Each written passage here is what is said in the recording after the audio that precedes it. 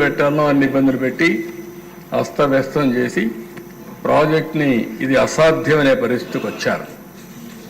మొట్టమొదటిసారి దిశ రాష్ట్ర విభజన జరిగిన తర్వాత హైదరాబాద్ ఇన్కమ్ తెలంగాణకు వెళ్తుంది, ఆంధ్రప్రదేశ్కి ఆదాయం లేదు. కాబట్టి ఈ ఆదాయం రావాలంటే కొన్ని అనౌన్స్ చేయాలనే ఉద్దేశంతో పోలవరాన్ని ఒక నేషనల్ ప్రాజెక్టుగా అనౌన్స్ చేశారు. ఈరోజు హైదరాబాద్ ఉంది దిశ నాలెడ్జ్ ఎకానమీకి చిరునామా. ఈరోజు దాన్ని ఒక ఆదర్శంగా చేశాం. అలాంటి రాష్ట్రానికి అక్కడ ఇచ్చినప్పుడు దీనివల్ల మనకు పూర్తిగా ఫలితాలు రాకపోయినా ఇక్కడి నుంచి శ్రద్ధ పెట్టాలనే ఉద్దేశంతోనే ఆ రోజు నేను ఒకటే ఆలోచించా. ఒకటి అమరావతి, రెండు పోలవరం. ఈ రెండు మనకు రెండు కళ్ళుగా తీసుకుపోవాలనే ఉద్దేశంతోనే రెంటిపైన కూడా శ్రద్ధ పెట్టాం. మూడోది ఆంధ్రప్రదేశ్కు ఉండే పెద్ద అవకాశం సీ కోస్ట్. పోర్ట్ లెడ్ ఎకానమీకి ముందుకు పోతే బ్రహ్మాండంగా అభివృద్ధి అవుతామనే ఉద్దేశంతో ఈ మూటిపైన కూడా దృష్టి పెట్టి ఒక పక్క పెట్టుబడులు, ఒక పక్క అమరావతి, ఇంకొక పక్క పోలవరం ద్వారా నదుల అనుసంధానానికి మనం ముందుకు పోయాము. అయితే దిశ ఆ రోజు నేను ముఖ్యమంత్రి అవుతానే అంటే రిజల్ట్స్ వచ్చాయి, క్లియర్గా మెజారిటీ వచ్చింది. కేంద్రంలో 14లో నరేంద్ర మోడీ గారు ప్రధానమంత్రి అయ్యారు. ఎన్డీఏలో పార్ట్నర్స్గా ఉన్నాం. నేను ఆ రోజు ఢిల్లీ పోయినప్పుడు నా అనుభవంతో ఒకటి ఆలోచించాను. నాకు నాలెడ్జ్ ఉంది కాబట్టి పోలవరాన్ని నేషనల్ ప్రాజెక్టుగా అనౌన్స్ చేశారు. ఇందులో ముంపుకు గురయ్యే 7 మండలాలని తెలంగాణ రాష్ట్రంలో పెట్టారు. అంటే తెలంగాణ రాష్ట్రంగానే ఒప్పుకోకపోతే పోలవరం ఇంకెప్పటికీ సాధ్యమే లేదు, కలగా మిగిలిపోతుంది. నేను ఆ రోజు రాజ్నాథ్ సింగ్ గారు, వెంకయ్య నాయుడు గారు ఉన్నారు.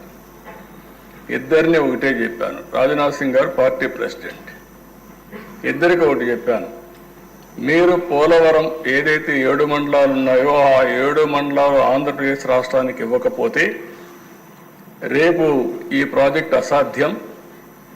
ఇప్పటికే నష్టపోయాం, ఇంకా కూడా నష్టపోవడానికి మేము సిద్ధంగా లేము. ఎట్టి పరిస్థితుల్లో 7 మండలాలు ఇస్తేనే నేను ప్రమాణ స్వీకారం చేస్తాను, లేకుంటే నాకు ఈ ముఖ్యమంత్రి పదవి వద్దని చాలా స్పష్టంగా చెప్పాను.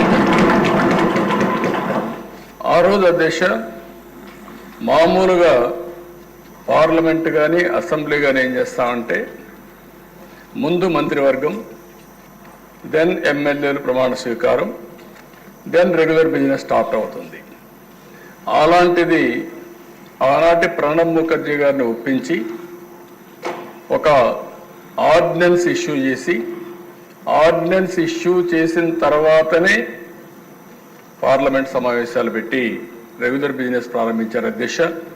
ఈరోజు కూడా ఈ పోలవరం సాధ్యమైందంటే ఎన్డీఏ సహకారం, నరేంద్ర మోడీ గారి సహకారం చాలా స్పష్టంగా.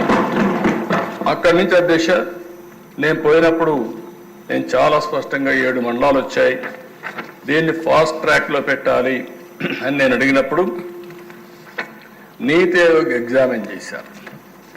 నీతి ఆయోగ్ ఎగ్జామిన్ చేసి దేశంలో చాలా ప్రాజెక్టులు ఉన్నాయి, 10 ఏళ్ళు, 20 ఏళ్ళు, 30 ఏళ్ళు అవుతున్నాయి.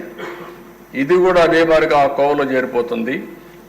కాబట్టి ఈ ప్రాజెక్ట్ ఆంధ్రప్రదేశ్ రాష్ట్రానికి ఇస్తే రాష్ట్ర ప్రభుత్వం సమర్థవంతంగా వాళ్లకు అవసరమైన ప్రాజెక్టు కాబట్టి దీన్ని పూర్తి చేసే బాధ్యత తీసుకుంటారని చాలా స్పష్టంగా ఆలోచించి రికమెండ్ చేశాడు అధ్యక్ష.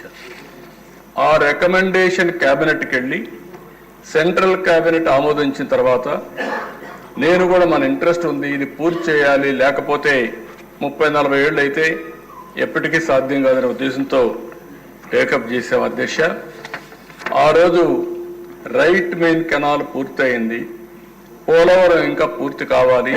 అప్పటికి సైట్లో కూడా డిస్ప్యూట్స్ ఉన్నాయి, చాలా కోర్టు కేసులు ఉన్నాయి. ఇది 3-4 ఏళ్ళైనా మినిమం పడుతుంది.